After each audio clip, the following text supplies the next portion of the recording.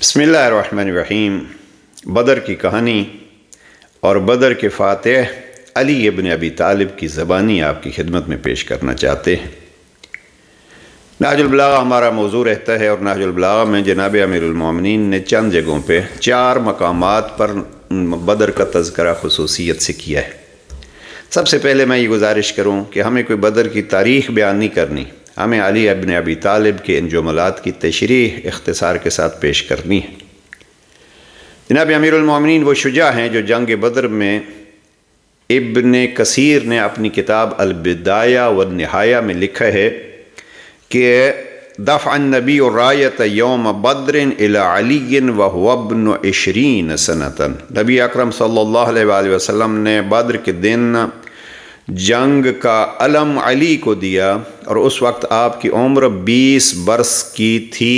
یہ ابن کثیر نے لکھا ہے۔ ہمارے حوالے سے 24 سال تقریباً جناب امیر علیہ السلام کی عمر ہے، اور جناب امیر علیہ السلام پہلی دفعہ میدان جنگ میں اتر رہے ہیں۔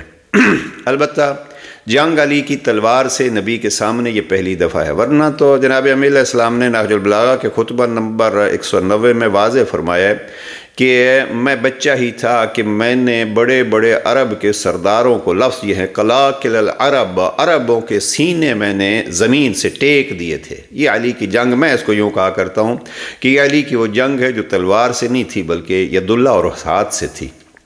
وہ کیا ہے؟ مکے کی جنگ جناب علی علیہ السلام کی وہ الگ۔ دوسری جنگ جو جناب امیر علیہ السلام نے اپنی شجاعت دکھائی ہے، ایک تو شب ہجرت، لیکن ہجرت کے بعد جب وہاں سے چلے اور چند خواتین کو، فواتم کو لے کے مکہ سے نکلے، تو مکہ والے قریشیوں کا ایک 10 نفری گروہ آگے بڑھا، اور انہوں نے کہا کہ ہم علی کو یوں نہیں جانے دیں گے۔ جناب امیر المومنین نے ایک لکیر کھینچی، اور لکیر کھینچ کے کہا اب جو اس سے آگے آئے گا اس کی جان اپنے بدن میں نہیں ہوگی۔ تو یہ پہلی تلوار تھی جو جناب امیر علیہ السلام نے جناب پیغمبر اکرم کی عدم موجودگی میں چلائی ہے۔ اس کو بھی علامہ مفتی جعفر حسین مرحوم نے بیان کیا، بہت کم، چونکہ یہ علی کی باتیں ہیں تو بہت کم سیرت نگار ہی اس کو لکھتے ہیں۔ یہ سیرت امیر المومنین کی بہترین کتاب ہے، 2 جلدوں پر مبنی ہے، علامہ مفتی جعفر حسین مرحوم کی۔ تو اس میں ہجرت کے واقعے میں انہوں نے اس کو کافی تفصیل سے اور ناموں کے ساتھ لکھا ہے، جو ہمارا موضوع اس وقت نہیں ہے۔ ہمارا موضوع ہے بدر کی کہانی، تو بدر کے حوالے سے پہلا جملہ تو یہ ابن کثیر نے جو لکھا ہے کہ تھا ابن کثیر کے بقول 20 سال کا نوجوان، اور بنا جنگ، اور وہ بھی اسلام کی پہلی جنگ کا علمدار۔ میں کوشش کر رہا ہوں کہ گزر جاؤں اس سے کہ جناب امیر علیہ السلام کیوں جاننا پڑا علی علیہ السلام۔ علی علیہ السلام ہمیشہ کوشش کرتے تھے کہ میں جاؤں، لیکن نبی اکرم صلی اللہ علیہ وآلہ وسلم کوشش یہ کرتے تھے کہ دوسرے جو ہیں وہ اپنے جوش جذبے کو دکھا لیں، پھر علی تو ہیں ہی۔ تو یہاں جنگ بدر میں بھی ایسے ہوا کہ جناب امیر علیہ السلام کی طرف سے جو افراد جاتے ہیں وہ قریشی نہیں تھے، اور عتبہ بن ربیعہ وغیرہ جو سامنے آئے تھے مبارزہ کے لیے، عتبہ اور شیبہ اور اس کا بیٹا ولید، تو یہ معاویہ کے ننہیال تھے۔ انہوں نے جب یہ دیکھا کہ یہ کون کون ہمارے مقابلے میں آئے ہیں، تو انہوں نے کہا کہ ہمارے مقابلے میں اے محمد ہمارے ہم کف بھیجو۔ تو اس وقت جناب امیر علیہ السلام کو، جناب عبیدہ ابن حارث ابن عبد المطلب کو، اور جناب حمزہ ابن عبد المطلب کو جناب امیر المومنین سمیت پیغمبر اکرم نے بھیجا۔ عجب یہ ہے کہ ان میں 20 سال کی عمر جناب امیر علیہ السلام کی، 70 سال کے جناب عبیدہ ہے، اور یہ جناب عبیدہ وہ پہلے شہید ہیں جو خاندان عبد المطلب سے شہید ہوئے ہیں، اور نہج البلاغہ میں ان کا بھی تذکرہ جناب امیر المومنین نے کیا۔ اب اس سے زیادہ ہم اس میں نہیں جانا چاہتے۔ جنگ بدر کے حوالے سے اتنا عرض کرتا ہوں کہ ان تینوں افراد میں سے بھی امیر المومنین نے اور جناب عبیدہ کی بھی مدد کی، اور جناب حمزہ کی بھی مدد کی۔ اب یہاں اس کو جناب علامہ مفتی جعفر حسین مرحوم نے تفصیل سے بیان کیا ہے۔ ہم آتے ہیں چند جملات نہج البلاغہ سے آپ کی خدمت میں پیش کرتے ہیں۔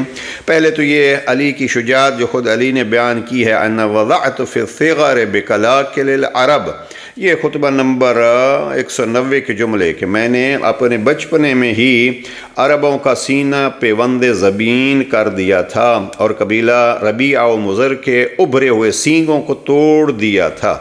اب آتے ہیں جناب امیر علیہ السلام نے جناب پیغمبر اکرم کی جنگ کے طریقے کو بیان کیا ہے، اور وہ ہے خط نمبر 9 میں، اور یہ قابض شام کو خط جناب امیر علیہ السلام نے لکھا ہے، اور اس میں جناب امیر علیہ السلام فرماتے ہیں کہ وَقَانَ رسول اللہ اذا احمر البعث واحجم الناس قدم اہل بیتہ۔ رسالت میں آپ صلی اللہ علیہ وآلہ وسلم کا یہ طریقہ تھا کہ جب جنگ کے شعلے بھڑکتے تھے اور لوگوں کے قدم پیچھے ہٹنے لگتے تھے تو پیغمبر اکرم اپنے اہل بیت کو آگے بڑھا دیتے تھے۔ اب اہل بیت بھی واضح ہو گئے، جنگوں میں اور چیزیں بھی واضح ہوتی رہیں اور اہل بیت پیغمبر بھی واضح ہوتے رہے۔ کون کون گئے؟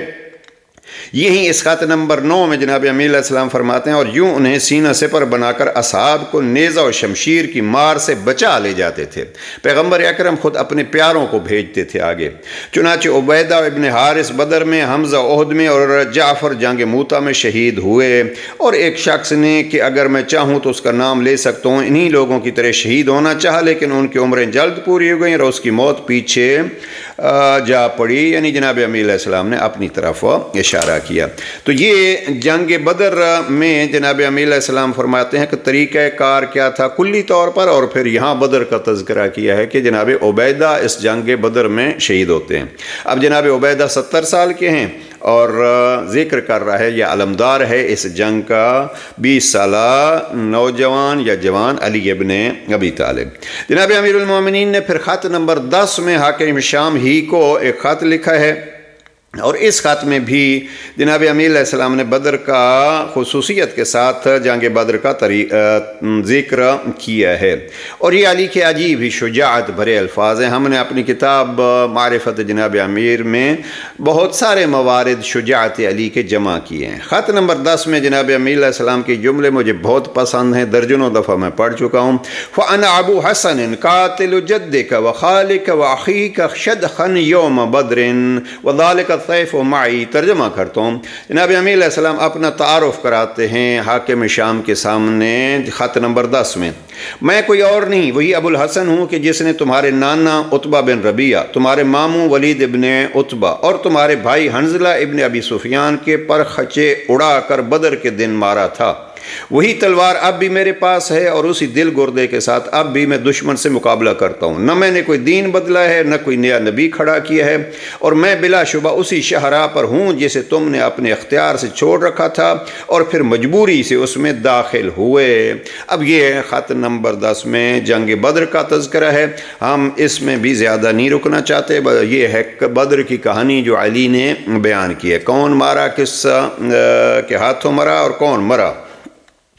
پھر خط نمبر 28 کے آخری حصے میں اگر آپ جا کے دیکھیے تو جناب امیر علیہ السلام فرماتے ہیں کہ تو نے ذکر کیا ہے کہ میں لشکر بھیجوں گا اور میرا لشکر یہ کرے گا اور وہ کرے گا۔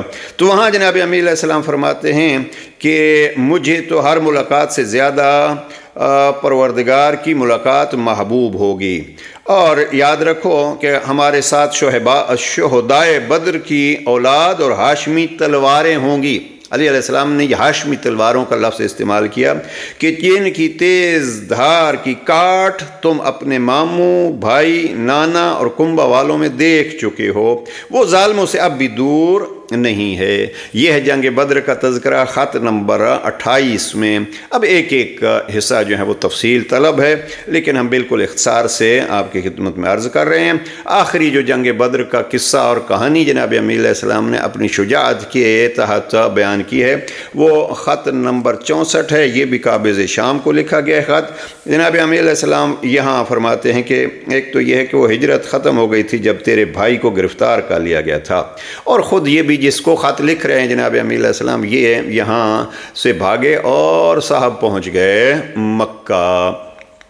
تو جناب امیر علیہ السلام نے یہاں بھی ذکر کیا ہے جنگ بدر کا، اور امام فرماتے ہیں کہ یاد رکھو میرے ہاتھ میں وہی تلوار ہے جس کی گزند سے تمہارے نانا، تمہارے ماموں اور تمہارے بھائی کو ایک ہی جگہ پہنچا چکا ہوں۔ خدا کی قسم تم جیسا میں جانتا ہوں ایسے ہو جس کے دل پر تہیں چڑھی ہوئی ہیں اور جس کی عقل محدود ہے۔ پھر آگے تعارف کرایا۔ اب اگر کسی کو تعارف کرانا ہے اور جاننا ہے تو یہ اس خط 64 کو پڑھ سکتا ہے۔ یہ ہے جنگ بدر کی کہانی۔ مجھے جو لطف آ رہا ہے وہ یہی ہے کہ پورے لشکر میں سے 313 صحابی اگر آپ کہہ دیں تو ان میں سے جناب امیر المومنین سب سے جوان ہیں، اور جو سب سے زیادہ قتل ہوئے ہیں تو وہ اسی علی ابن ابی طالب کے ہاتھ سے۔ اور عجب یہ ہے کہ پہلی جنگ میں جناب امیر علیہ السلام کو علمدار بنا دیا گیا۔ اب پیغمبر اکرم کو اپنے اس بھائی پہ کتنا اعتماد تھا، یہ عمل پیغمبر اس کا گواہ ہے۔ پروردگار ہمیں حقائق کو جاننے کی توفیق نصیب فرمائے۔ والسلام علیکم ورحمۃ اللہ۔